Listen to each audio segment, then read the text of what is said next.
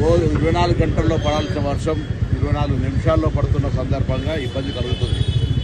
కానీ దీనికంతా గత 10 సంవత్సరాలుగా ఉమ్మడి రాష్ట్రం నుంచి వేరుపడ్డ తర్వాత జరగాల్సిన హైదరాబాద్ అభివృద్ధి జరగకపోవడం వల్ల ఆనాడు ఏ ఆకాంక్ష కొరకైతే తెలంగాణ కోసం కొట్లాడుకున్నామో తెలంగాణ వచ్చిన తర్వాత రాజధాని అయిన హైదరాబాద్లో ఉన్నటువంటి పరిస్థితులు చూస్తే దురదృష్టకరం. అందుకే ఇప్పుడు హైదరాబాద్ ఇన్ఛార్జ్ మంత్రిగా సహచర మంత్రులు అందరం డాక్టర్ వివేక్ గారు మిగతా అందరం కూడా కలిసి హైదరాబాద్ నగరం మొత్తంగా ఉన్నటువంటి ఇటువంటి సమస్యల్ని పరిష్కరించే దిశలో కార్యక్రమం కొనసాగుతోంది. ఈ కృష్ణానగర్ లోపల గతంలో మేము వచ్చినప్పుడు చూసాం, మొత్తం ఓవర్ఫ్లో అయి రోడ్ల మీద నడిచేటువంటి పరిస్థితి లేదు.